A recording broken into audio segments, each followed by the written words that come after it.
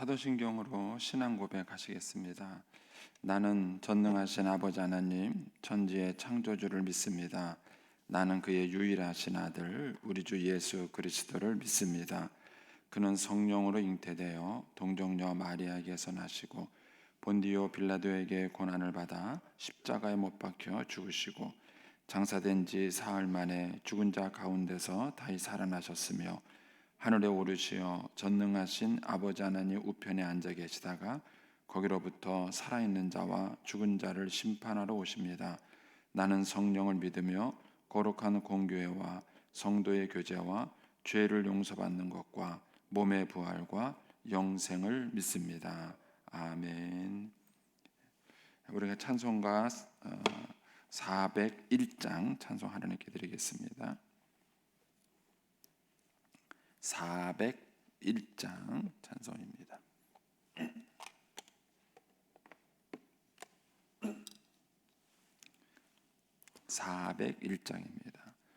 주의 곁에 있을 때 마음이 든든하오니 주여 내가 살 동안 인도하여 주소서.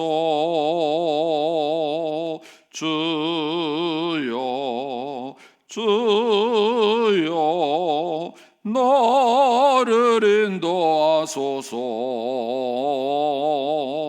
바른 세상 살 동안 주여 인도하소서.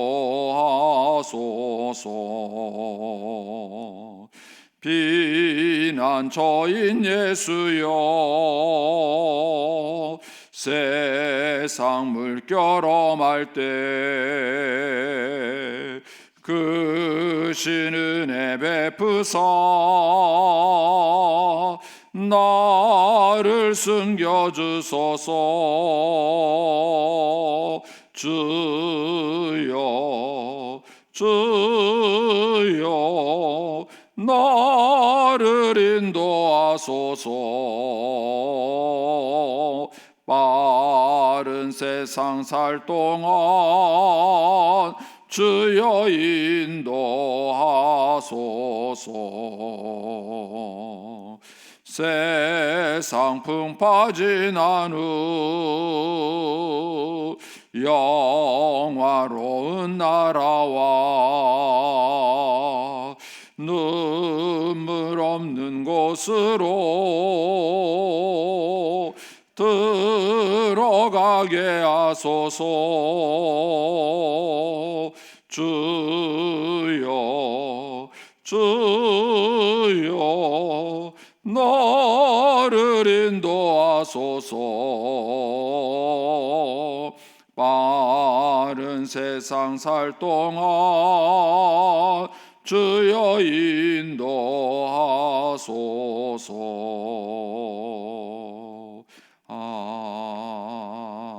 아멘. 기도하겠습니다.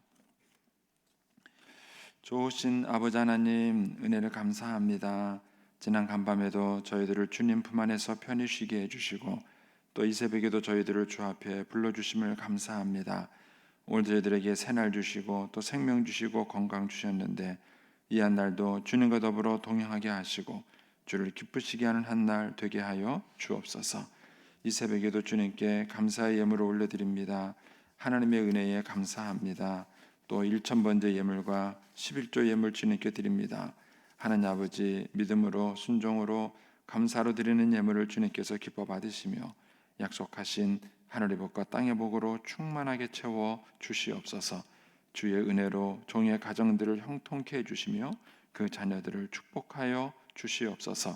예수님의 이름으로 축복하며 기도하옵나이다. 아멘.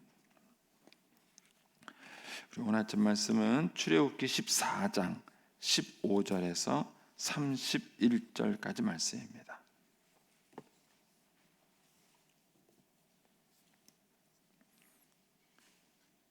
출애굽기 14장 15절에서 31절까지 말씀입니다. 같이 봉독하겠습니다. 여호와께서 모세에게 이르시되 너는 어찌하여 내게 부르짖느냐?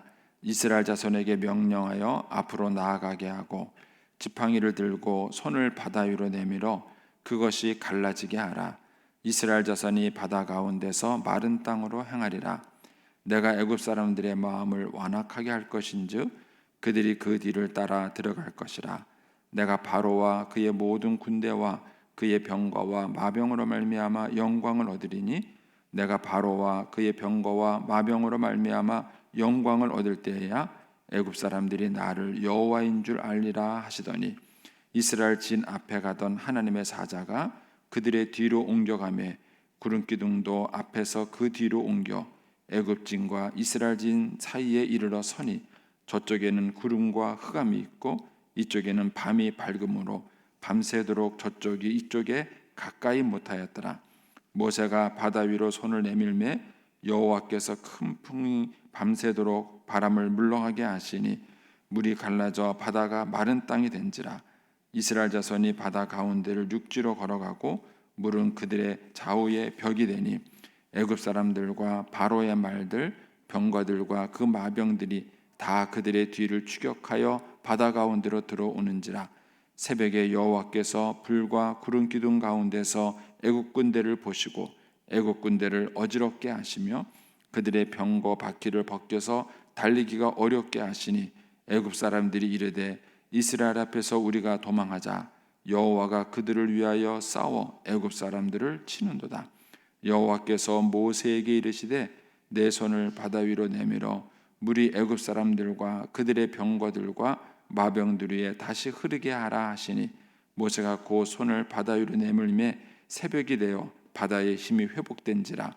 애굽 사람들이 물을 거슬러 도망하나 여호와께서 애굽 사람들을 바다 가운데 엎으시니 물이 다시 흘러 병거들과 기병들을 덮되 그들의 뒤를 따라 바다에 들어간 바로의 군대를 다 덮으니 하나도 남지 아니하였더라. 그러나 이스라엘 자손은 바다 가운데를 육지로 행하였고 물이 좌우에 벽이 되었더라. 그날에 여호와께서 이같이 이스라엘을 애굽 사람의 손에서 구원하심에 이스라엘이 바닷가에서 애굽 사람들이 죽어 있는 것을 보았더라. 이스라엘이 여호와께서 애굽 사람들에게 행하신 그 큰 능력을 보았으므로 백성이 여호와를 경외하며 여호와와 그의 종 모세를 믿었더라. 아멘. 이 새벽에도 주의 은혜와 축복이 함께 하시기를 축원합니다. 이제 오늘 말씀에는 이제 이스라엘 백성들이 홍해바다 한 가운데를 이제 갈라져서 건너고 이제 애국 군대는 거기서 죽게 되는 장면입니다. 예전에 그 십계라는 영화 봤을 때에 이 장면이 참 멋있어요. 이렇게 바다가 쫙 갈라지고 거기에 이제 이스라엘 백성들이 건너고 또 애국 군대가 따라왔다가 거기서 이제 빠져 죽는 모습이 굉장히 감동적이죠. 재미있나요? 자, 이제 이 말씀 속에서 이제 우리가 또 이제 하나님의 은혜를 묵상해 보겠습니다. 여기서 이제 우리가 그 하나님이 하시는 그 일의 방법과 이제 하나님께서 어떻게 역사를 이루시는가 하는 것입니다. 여기 보면 이제 15절에 여호와께서 모세에게 이르시되 너는 어찌하여 내게 부르짖고만 있느냐? 이스라엘 자손에게 명령하여 앞으로 나가게 하라. 이제 이렇게 얘기를 합니다. 그리고 난 다음에 이제 21절에 가시면 모세가 바다 위로 손을 내밀매 여호와께서 큰 동풍이 밤새도록 불어서 바다를 이렇게 갈라지게 이렇게 합니다. 그리고 난 다음에 또 27절에 가시면 모세가 또 손을 바다 위로 내미니까 또 다시 그 물이 이렇게 합해집니다. 그러니까 일을 이루시고 역사하시는 분은 다 하나님이 하시는 거예요. 하나님께서 이제 앞에 있던 구름 기둥을 뒤로 보내 가지고 이스라엘 백성과 애국 군대 사이를 갈라놓습니다. 그래서 애국 군대 진영에는 그 구름 기둥이 계속 덮고 나니까 그쪽에는 어두움이 있고 이쪽에는 동시에 불 기둥이 생긴 거예요. 두 개의 기둥이 이 시간에 생긴 겁니다. 그래서 이쪽에는 환한 빛 가운데 홍해바다가 갈라져서 거기를 건넙니다. 또 이제 애국 군대가 따라오니까 여기 보니까 바퀴를 벗기고 군대의 그 그걸 어지럽게 해서 그 병거들이 거기에 막 흐트러지게 하고 이제 그렇게 해서 그들이 바다 안에 들어왔다가 빠져나가지 못하도록 그렇게 해서 이제 다 그들을 수장시키는 거죠. 그러니까 이제 이런 모든 일들은 다 하나님이 하신 거예요. 하나님이 역사하시고 하나님께서 일을 하신 겁니다. 그런데 이 일을 나타낼 때에 하나님이 모세의 움직임에 따라서 하신다는 거예요. 그냥 사실은 뭐 모세야 너 가만히 있어. 그리고 하나님이 다 이렇게 하실 수 있어요. 근데 그렇게 하지 않으시고 하나님은 모세에게 손을 바다 위로 내밀어라. 그러니까는 손을 바다 위로 내밀고 그러니까 그때 하나님께서 바다를 가르시는 거예요. 또 물을 합할 때도 그냥 합하시면 돼요. 그런데 하나님께서 모세에게 또 손을 바다 위로 내밀어라. 모세가 또 손을 바다 위로 내미니까 하나님께서 또 물을 다시 이렇게 합하시는 걸 봅니다. 이런 것을 보면 하나님께서 어떻게 일하시는가 하는 것입니다. 우리가 이제 이제 성경을 볼 때 지금까지도 풀리지 않는 이제 가장 큰 어려운 숙제가 뭐냐면은 하나님의 주권과 인간의 책임이에요. 그러니까는 어디까지가 인간이 할 수 있는 것이고 어디까지가 하나님이 하실 수 있는 걸까요? 근데 이것을 하나님이 하시는 것을 강조하는 것이 칼빈 신학이에요. 근데 거기에 인간의 책임을 또 강조하는 것이 웨슬리 신학입니다.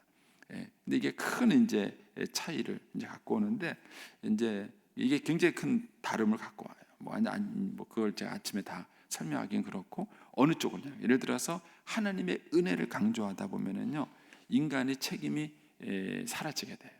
사람이 방만하게 됩니다. 뭐 다 하나님이 하실 건데 뭐 하나님이 다 하시는 건데 뭐 이렇게 되는 거예요. 근데 반면에 인간의 책임을 강조하게 되면요, 하나님의 역사와 은혜를 감소시켜요. 그래서 모든 것을 내가 했다, 내가 수고하고 내 힘으로 했다, 이런 어떤 오류에 빠지게 돼요.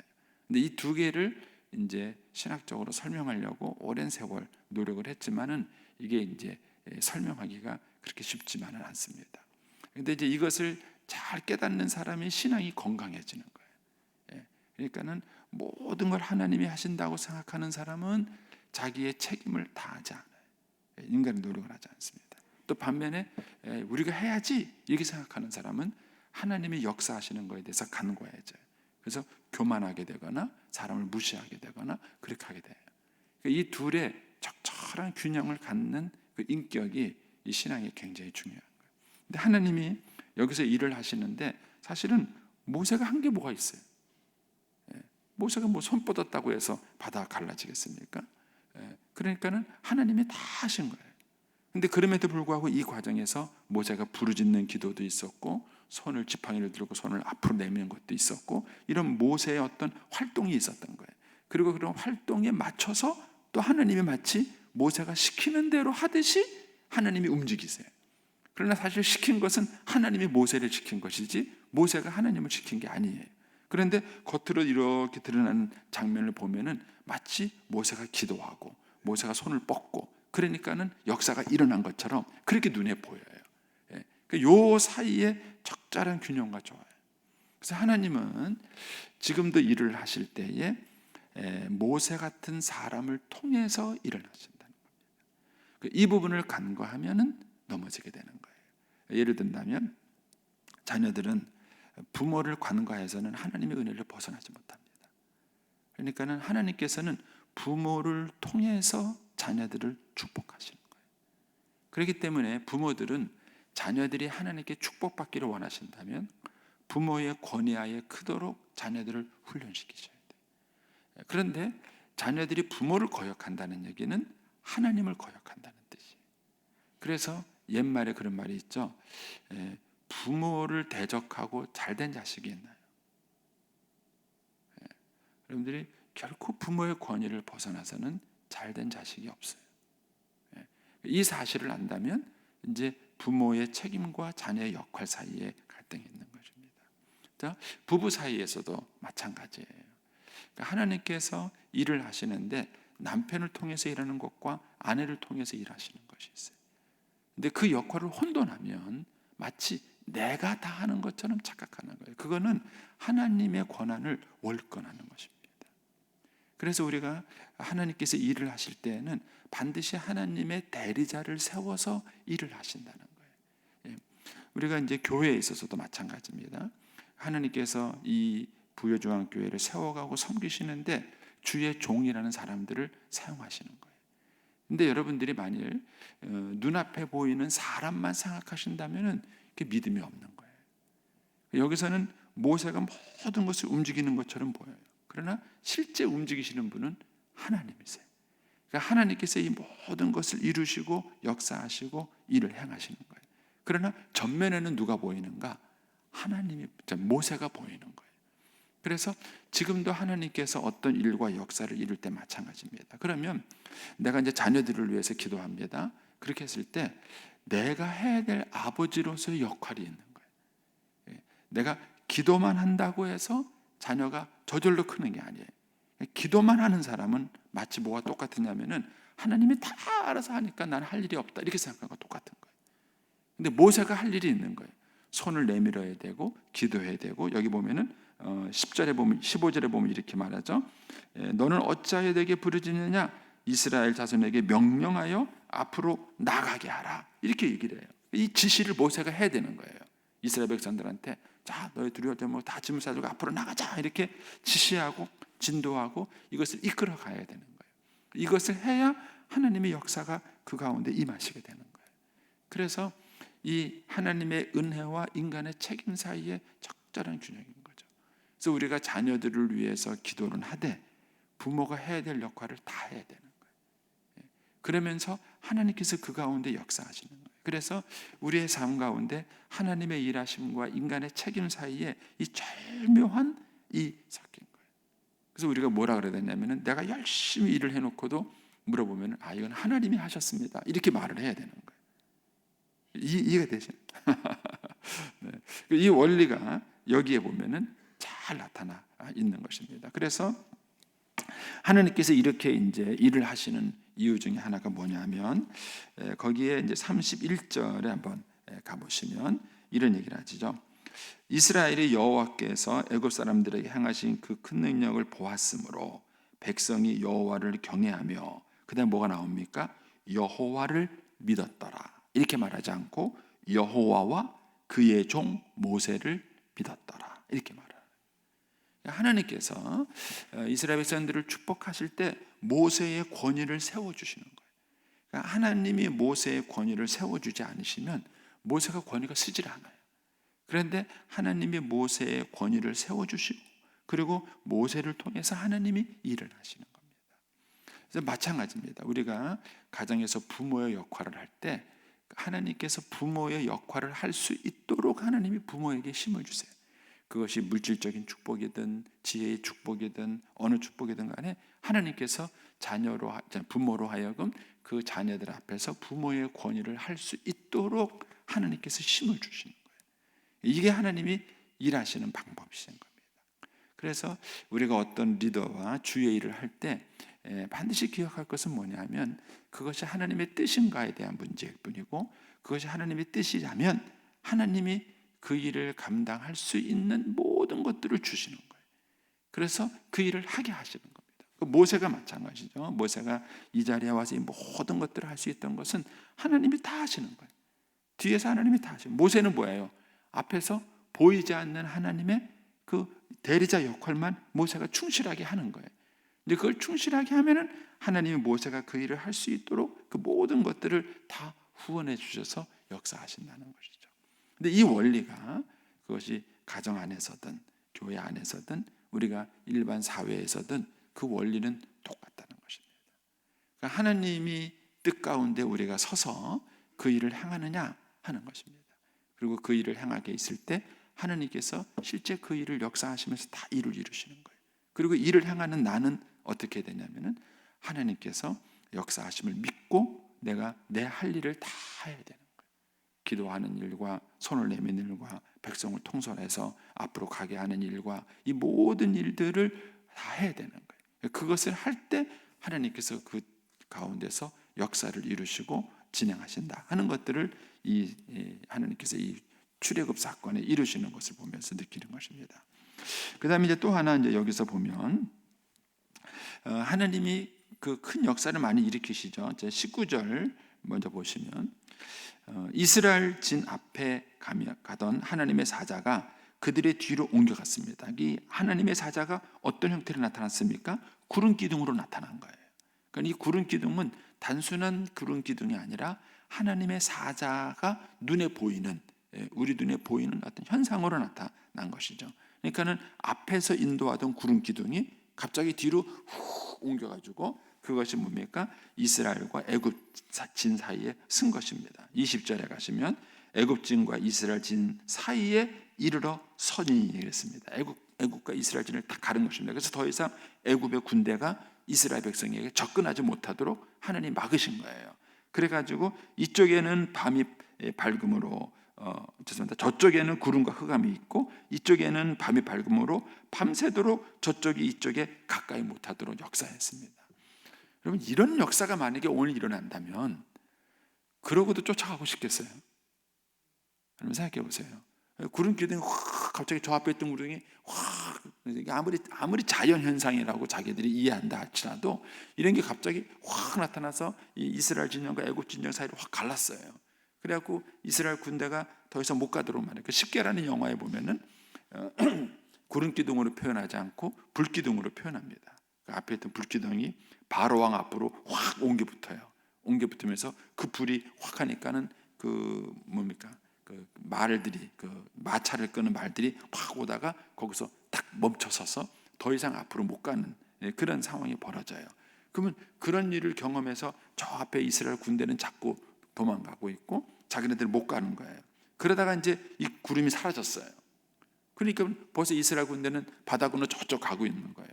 근데 거기를 쫓아 들어가고 싶을까요? 근데 저는 건전한 어떤 그런 사고와 이성을 가진 사람이라면은 한 번쯤은 생각을 했었어야 되는 거예요. 그런데 그냥 이 구름이 사라지는 순간 이스라엘 백성 애굽의 군대들이 따라붙기 시작하는 것입니다. 자, 그래서 어떻게 됩니까? 23절을 보시면은요, 그런 말이죠. 애굽 사람들과 바로의 말들과 병거들과 그 마병들이 그들의 뒤를 추격하여 바다 가운데로 들어가는 거예요. 이스라엘 백성들이 가니까 자기들도 건널 수 있다 생각을 했는지 몰라요. 그래서 거기를 막 뛰어 들어가는 겁니다. 그러니까 이제 24절에 새벽에 여호와께서 불과 구름 기둥에서 애굽 군대를 보시고 그 불 기둥도 있고 구름 기둥도 여전히 있는 겁니다. 여전히 지금도 불기둥과 구름 기둥이 그 가운데 있는 거예요. 근데 이런 걸 보면서도 그 바닷속을 뛰어들고 싶으냐는 거예요.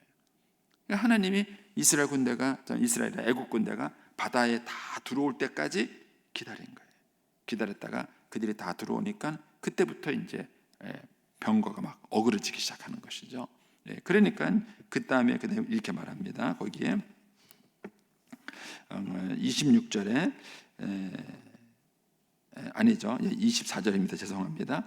새벽에 여호와께서 불과 구름 기둥 가운데서 애굽 군대를 보시고 애굽 군대를 어지럽게 하시며 그들의 병거 바퀴를 벗겨서 달리기가 어렵게 하시니 애굽 사람이 이르되 그때서야 애굽 사람들이 이르되 뭐라 그러냐면 이스라엘 앞에서 우리가 도망하자.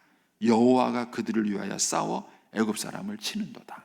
이걸 이때 깨닫느냐는 거예요. 이거를 이전에 느꼈어야죠. 깨달았어야죠. 그런데 바다 가운데 와가지고 바퀴가 벗겨지고 그러니까는 그때 가서야 아이고 하나님이 여호와가 이스라엘에서 싸우는가 보다. 야 도망가자 그런 거예요. 늦은 거예요 그때는.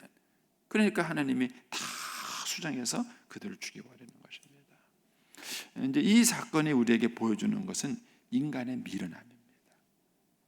잠언에 보면은요 미련한 자는요 그 자기의 미련한 것이 닥칠 때까지 그것을 깨닫지 못한다 하는 말씀입니다. 그리고 인생을 살아가면서 사람이 철이 든다는 거, 깨닫는다는 거 굉장히 큰 축복이에요. 그런데 사람은 언제 깨닫느냐? 죽을 때 깨달아요. 그래서 제가 이제 지금도 있지 않는데 그래요. 어느 집만 갔다 그런 철 드는 얘기를 했어요. 그러니까 그분이 하는 얘기가 그래요. 목사님 철 들자마자 죽습니다. 그래요. 철 들자마자 죽습니다. 그래요. 무슨 얘기죠? 철 들기가 그렇게 쉽지 않다는 거예요. 죽을 때 가서야 철 든다는 거예요. 인간이 살아가는 동안에 무엇인가를 깨닫는다는 것은 엄청 큰 축복인 거예요. 엄청 큰 축복. 근데 인간이 하나님께 저주를 받으면은요, 깨닫는 축복을 걷어가시는 거예요. 인간이 그렇게 미련하게 되는 거예요. 예, 여러분, 전 요즘 이제 비트코인 문제가 나오죠. 굉장히 어른들은 뭐 복잡해서 이게 뭐야 이게 대체 막 그러는데 20대 젊은이들이 거기에 수억을 쏟아넣는 거예요. 하루 아침에 나가는 거예요.